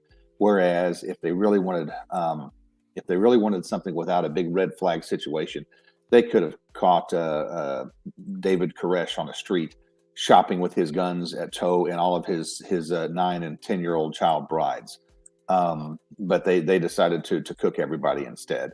And again, we're just, the federal government has done, especially the FBI, has done nothing but screw up ever since what was it, J. Edgar Hoover? Ever since he wheeled out of the closet in his dress.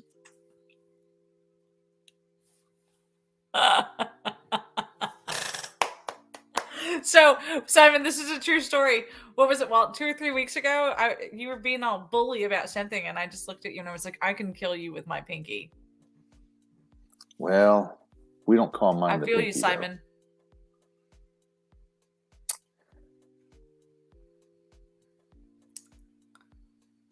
How about the Waco massacre of bikers? Oh no, Bob. So Bob Bagley, I don't know what you're talking about, Bob, because technically it wasn't really the FBI. It was the Department of Public Safety that talked to the local police department. Hey, where they at? Where'd they go? I'm sorry, the feds are outside my window. It's okay. They know I'm talking about them. Thank goodness what's you my have draw Bob time there to protect you. Yeah. No. The what we were talking about.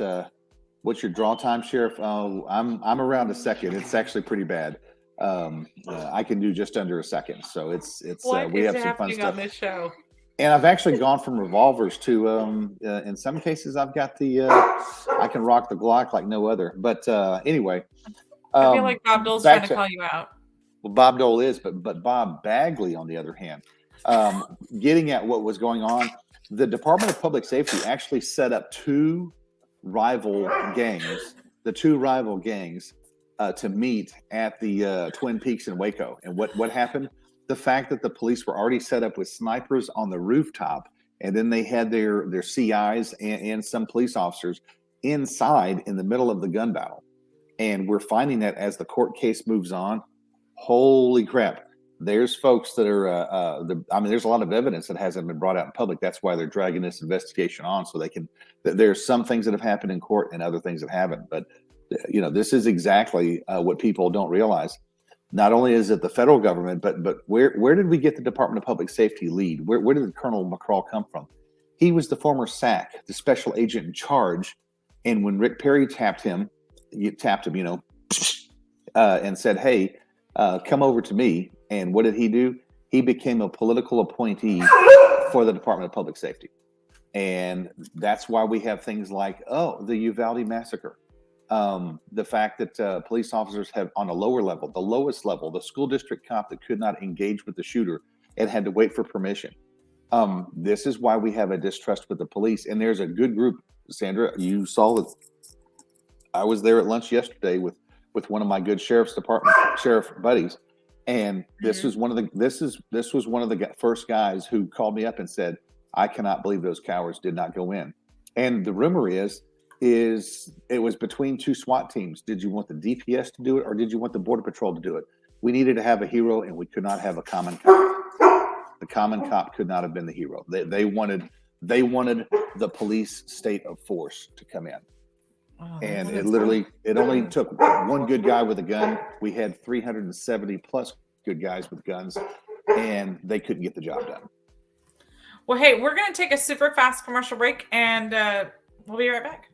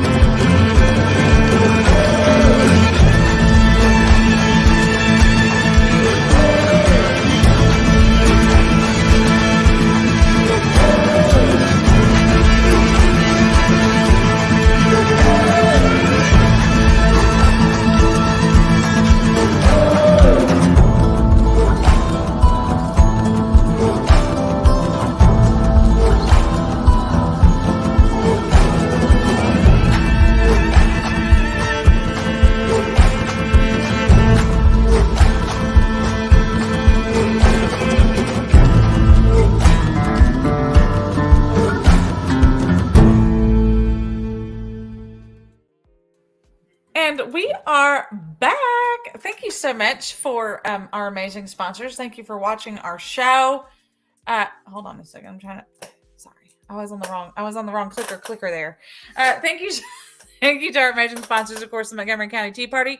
10 years of excellence, not just in Montgomery County, but around the universe. You guys are holding people accountable, and you're doing the actual work of the grassroots. You said, we're sick and tired of being sick and tired, and you did something about it, so we thank you.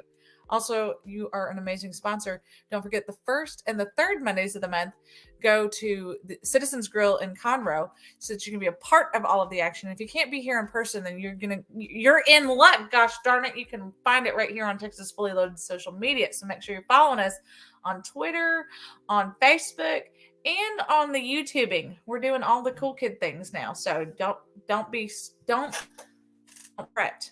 Don't fret. You can still be there, even if you can't be there. I mean, you don't get to like have the chit-chatty chats, but you get to be part of it. Thank you to Skyline Companies.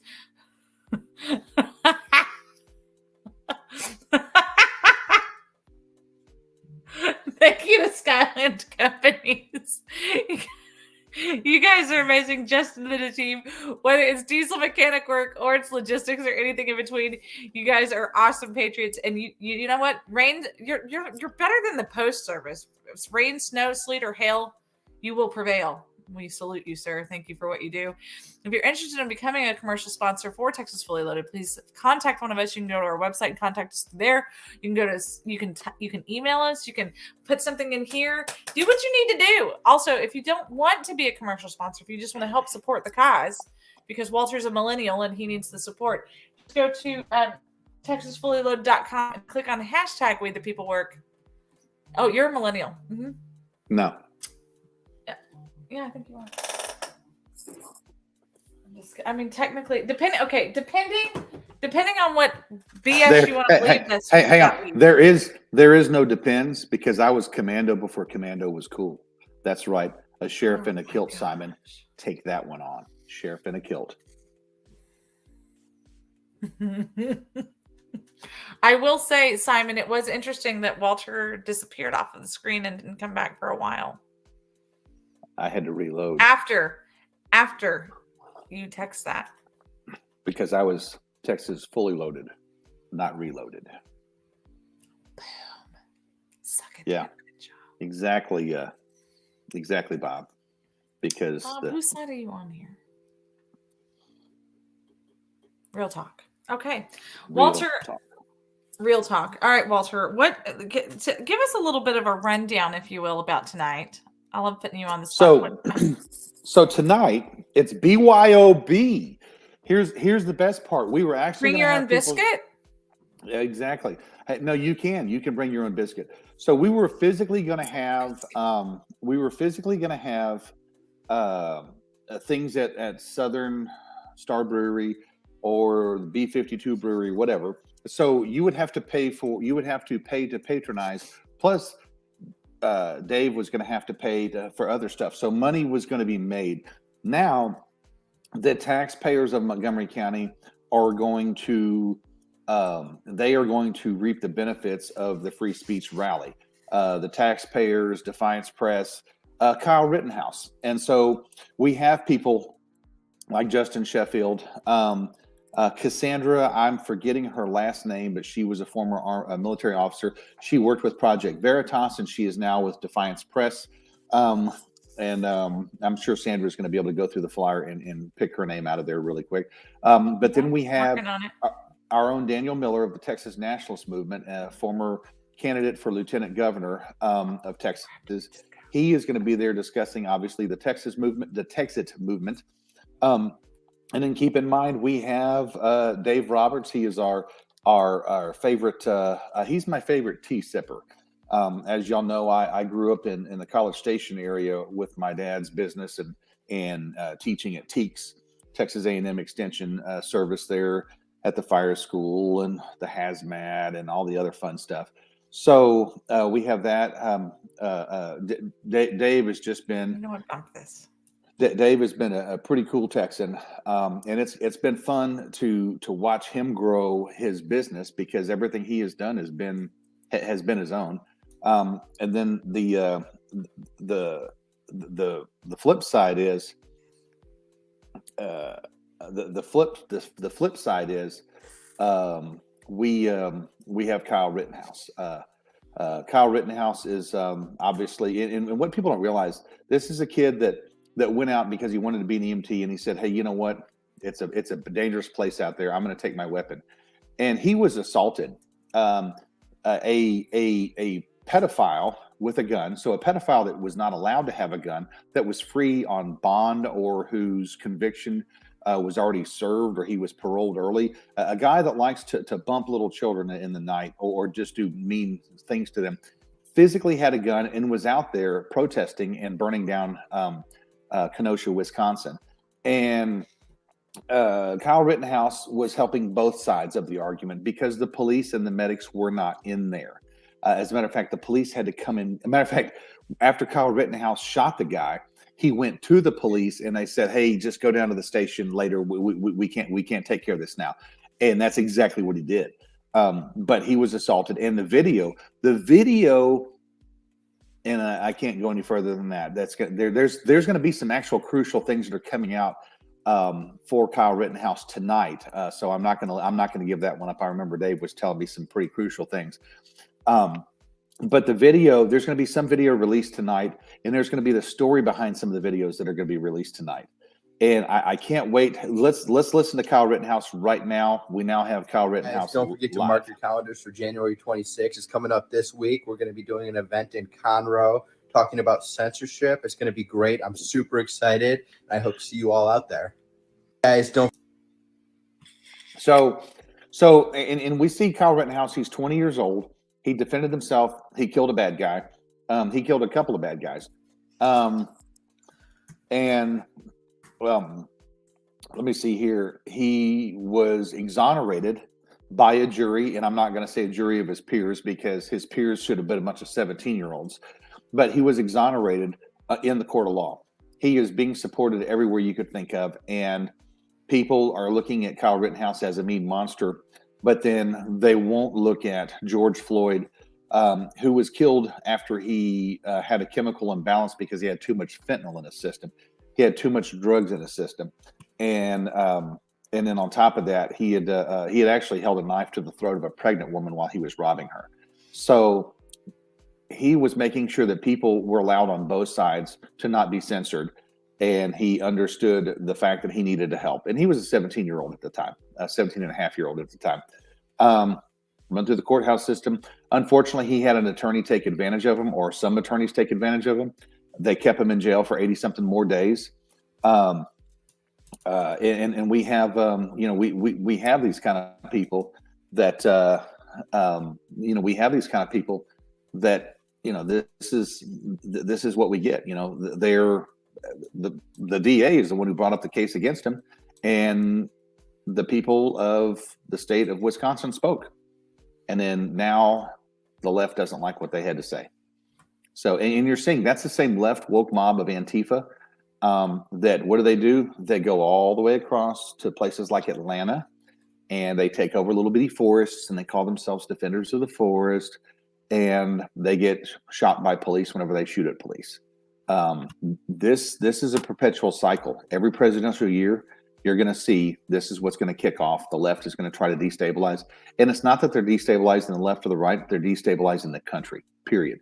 They want anarchy, and some of these district attorneys' offices are too stupid to recognize this. So we're gonna celebrate Kyle Rittenhouse, and we're actually gonna hope that Kyle. We're gonna pray for Kyle. Haters in the comments, man. The second that we started talking about, not a peep this whole entire time. It was like their little testicles got all shriveled up. What testicles? We don't have enough. What's funny is if you go. Yeah, I'm not such a great guy. No, actually, I when it comes to a gun battle, yeah, you don't want to be there with me because anyway. But no, we had some. Walter, you're pretty impressive with the gun, brother. I ain't gonna lie. I give you props on that. I was at the shooting range when you shot the smiley face in the target from however far that was with the .357 Magnum. That was pretty damn cool, dude. Yep, Alan West was a little shocked. He liked to. He was there too. I remember that. Yeah, but no. We have I'm not going to post this comment, but we have a Mr. Lancaster, if that's really his name, that says I went to school I'm with looking him Kyle. up right now. Yeah, I mean, is this guy? He's got no Facebook page or picture, So again, we operate in the here we are realm. Yeah, KJ. He should have let that guy beat him to death with the skateboard, or the other guy shoot him. We'd have been much better off. The child Bless molester him, with a Hart. gun. He's allegedly from Chicago. Oh man, you know what? And he allegedly is being followed by 1,116 people. He probably is. He's also probably being followed by a bunch of groomers too. But if you'll notice, I put Kyle Rittenhouse's name in the description. I did it on purpose because people right now are just hashtagging Kyle Rittenhouse. We are going to have the left come up to Conroe, Texas tonight and try to derail what's going on. But the fun part is it's BYOB. Now remember, if you're carrying a firearm, bring your own bullets. Drinking. So at the BYOB, bring your own bullets. Bring your own bullets, but make sure you don't have your brew with you. He does have pearls of wisdom on our show, but I don't know it's necessarily something we can say on our show, so I won't. But he's got some real pearls. It just shows me that he's like a really not great guy. Well, and War and Peace. This is what I love about this. Is the exact narrative nobody's looking at. Imagine being that mad at a 17-year-old that a 17-year-old had killed a couple of your beloved pedos. And yeah, these are again, the stuff that happened in Kenosha, Wisconsin, physically should have had the federal government stepping in, and they didn't. These people crossed interstate lines. And just like Kyle Rittenhouse, they crossed interstate lines, and it's bottom line is it's where we're at now. Miss Pat says, "Bring your own bourbon," but again, my deputy, the superintendent Simon Garcia, says, "Bring your own bacon," and we will leave this as what we need to be. You know what? On Christmas, he had a 1-year post, a memory that he shared. He said, "F a Christmas gift. I got my freedom back, and free my N-words who won't get to see this Christmas." So I mean, sure that's the same like KJ Lancaster, because there were several online when I looked it up. Yeah, but this one has the same. Well, I mean, clearly they have good ethics with this guy. He's in Chicago, so he could have actually gone to high school with Kyle or school. I mean, I doubt it. It doesn't. I mean, because he's got the zero circle face, like it doesn't have a picture on his thing. Huh. Ends be lying to their girlfriends, but they tell the police the truth. I mean, what a bunch of jerks. I did see that. So I think it's probably the same. You think it's the right one? No, I don't know what happened to Walter. Is he having his shootout with Simon now? It is in fact bring your own bacon, Simon. Anyway, we really don't care. We like trolls. It just means that we're effective. Yeah, well, I knew we were hitting it internationally when the Kremlin started checking out our show. That was kind of cool, actually. Yep. Free Pookie sign. You know what? I Sandra, you and I are fixing to link up in a couple hours, and I'm bringing a free Pookie sign. That's that. Simon, you know what? That's gonna happen. We should have one at the. Yeah, we're gonna have one at the rally. Yep. Free Pookie. Yeah. Oh, I'm sorry. Hang on a second. Well, should be a fun crowd there tonight. I hope all the Patriots from Montgomery County can show up there at the I want the lefties to show up. I want people to actually wake up and find out what it's like to live just north of the craziest freaking Chicago of the South. Where Kyle Rittenhouse would have happened in Houston had everybody not been armed, including Antifa. Because KJ, I don't think you know this or not, but Antifa, they actually arm and they're armed and they shoot at the police. They've made children at bars whenever their parents take them to bars to learn about where the weenie needs to lay. Hey, you know what? I'm sure that KJ has illegal guns in his possession, so it's fine. Yep. Danny, we've actually you've been dubbed the mayor, but mayor, not mayor. I see what you did there. That's a true story, War and Peace. True story. Warren. And you know what Warren was he was talking about KD Sims. That is somebody up there in North Texas we need to jump out with. KD's done some really good stuff. So part of Texas Fully Loaded is exposing people from all around Texas, not to drag queens and wieners that hang out from dresses and whatnot, but to actual what real Texans do, like what's going on in Montgomery County with the Montgomery County Republican Party, the Freedom Caucus side of the House. And then with what's going on all throughout the state, and we don't have to just talk about Republicans, but right now they're the only ones their that make sense. microphone. I'm not fingering a microphone. If I did, I'd use 3. Oh, you know what? You have it tightened up. I think it's hitting your whiskers or something. It's rubbing your neck beard. My neck beard. Because you had it tightened like a nerd. Do you button your top button too?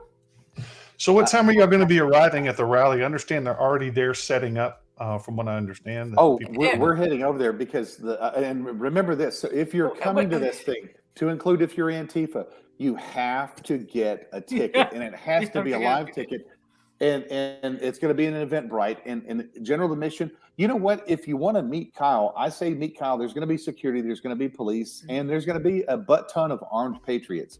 So the kicker is going to be Kyle's got a safe place in Montgomery County. The other kicker is going to be, even if you're Antifa, get the dadgum invite, put all your information in, let us know who you are. Let us have your email address. Nice. Make sure that Defiance Press gets it. Because, hopefully, an address. Well, while at the January 7th event, I'm sorry, go ahead, Walter. Did Sandra just say and address or in address? However, you know what? Here on Texas Fully Loaded, we just want you to think whatever you heard. You know what? If you're a drag queen, you want to come to this. If you're a drag queen, you want to come to this thing. You know what? I say bring it on. BYOB. Bring your own boxer shorts under your dress. Boobs. Balls. Okay. Balls. Balls. There you go. See, we can. Tranny boy. Sorry. Where you getting ready for St. Patrick's Day there? Yeah, I just went Scottish kilt, tranny boy. See, that's what happens in my head. That's what we do here. Welcome to Texas Fully Loaded ADD. Yep. Yeah. Well, anyway, ADD, ADHD, it doesn't really matter. We're all of the above. This is ADD 2023. That's my new hashtag. So I did get a call yesterday from Wesley Doolittle, who's running for sheriff here in Montgomery County. Wesley Doolittle, he's a former Texas Ranger. A little Ranger. background. He's a former Texas Ranger. He works for Precinct 1 Constable's office now, and he has thrown his hat in the ring for the most powerful law enforcement officer in the county. And months ago, when they started doing all this, what I believe is illegal stuff in the party, breaking the Texas election code, breaking Republican Party Texas rules, breaking our local rules, I sent all of these people an email and I said, here's what you're doing. Here's the things you're violating. I was very clear about it. And I said, and I'm sending you this. I have no delusion that you're going to change course, but I just don't want you to eventually say, I didn't know. I don't want to get that from you. I want to make sure that you're doing this and that you know and that it's documented. So I get a call yesterday with the I didn't know.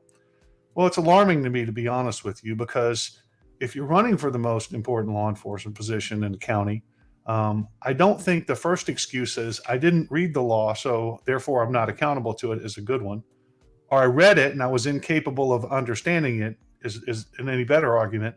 Or I didn't read it because I don't care, or I did read it and I knew that I was breaking the law and breaking the rules and I did it anyway. None of those are good arguments. And I told him as much on the phone. I hope like hell he recorded our conversation because I'd love for him to play it, put it out there, because these people are shocked, Sandra, when I say something on the air and then I see them in person and I say the same damn thing to their face. They look at me like, oh my gosh, I can't believe you're saying this. Well, I said what I said. This thing is coming to fruition.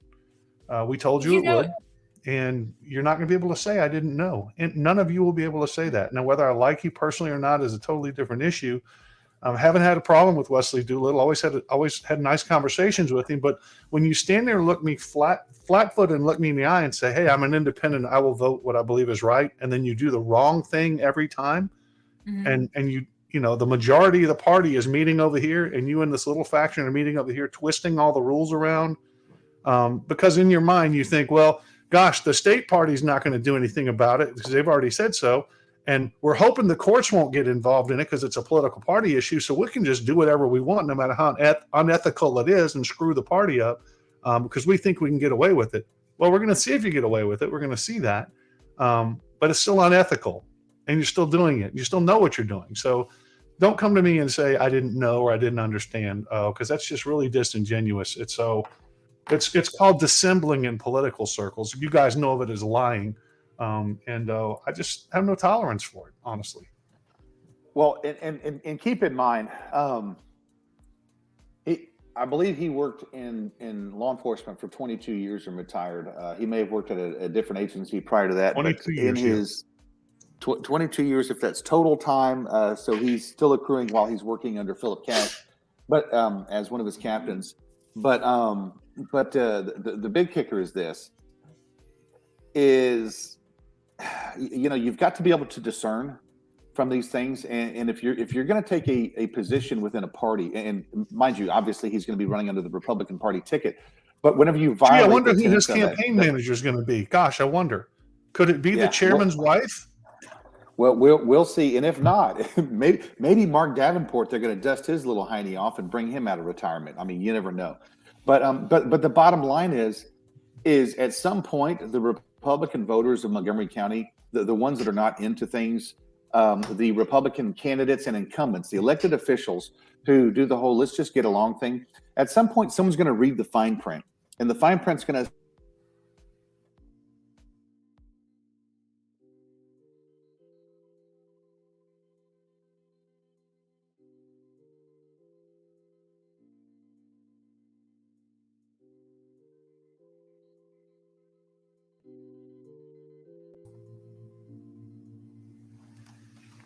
Well, I don't know what happened there. I guess, hey, Simon, can you hear me talking on this thing right now? Because it looks like Sandra and maybe Walter went away. Want to post a comment so I can make sure I know you're there? Are you there, Simon? Can you hear me? Okay. So it's just me. So I don't know what happened to Walter and Sandra. Sandra's back. Literally no clue what in the world just happened. Walter was going on about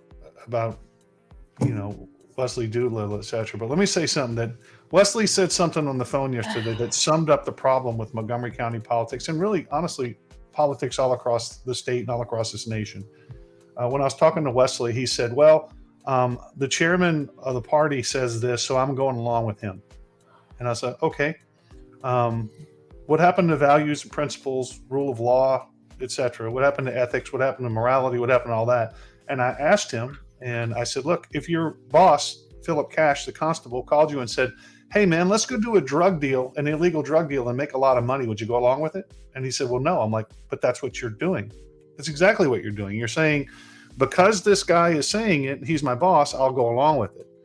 Which, I don't know about you, but I've had to push back against bosses who wanted to do unethical things before and immoral or illegal things. Because that's what we're supposed to do. You're supposed to be driven by principle. You're not supposed to be driven by relationship. And that's the thing here that we've been fighting against for a long time. We run a candidate that we think is the best candidate, the most qualified, the most ethical candidate that will work and do the job and keep their oath of office. You guys vote for the guy that you know. And it's not the same thing. When there was an office that was about to open, I heard about one of the people here saying, well, I'm going to run for this other office, and I'm going to not notify the elections office until the last second so that my brother can run for this other position unopposed. And I got wind of it, and I said, I'll be ready to file that day if they do that. Make sure that these people know that. Because I hate that kind of manipulation and the nepotism and the cronyism in this county.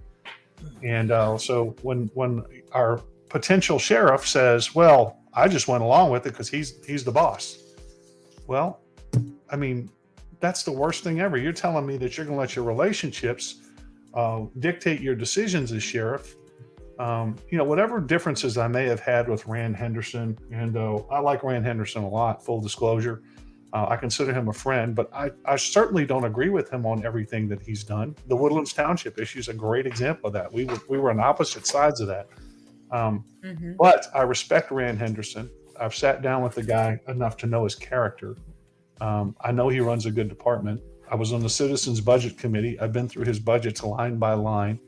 I know he's not a wasteful spender. I know he's not a cronyism kind of guy. I don't know him to ever participate in anything corrupt that I've heard of, although I've heard some of the good old boys do whisper campaigns against him. But I will be working really hard to support Rand Henderson. What I think so Simon kind of made the joke. I think the show's under attack. I think it is, because it was just really weird that Walter called me and he was like, "Hey, my whole entire StreamYard." It wasn't the signal that went down; it was a StreamYard that went down on both of our ends. Yeah, it went down on my end too, and I logged right back into it. It went down on John's end too. Wow. Okay. Well, maybe. We're in the business of pissing people off, especially on the left. Don't forget about our anti-censorship rally tonight, which great segue. Which right? This is some free. Wow! All three of us went down after we were picking on that poor little Antifa kid. That's weird stuff. Yeah, that's weird stuff. Whoa. Okay, so Simon actually just sent me the picture of what happened. All of our feeds went down. The show didn't go anywhere. All of our feeds went down at the same time. Wow. And I got back in first because I'm quick. You were quick. You were quickety quick. I had to go carry the show for a couple of seconds. For a whole couple of seconds. I'm proud of you, John. No, I'm kidding. Guys, we do have to let you go because we do need to segue for Randy's show. So make sure that you stay tuned in on next.com or TECN.TV. Thank you to TECN.TV for hosting us. And we'll see you guys tomorrow. Or actually, we'll see you tonight at the censorship rally. Bye, y'all. See you there. Bye.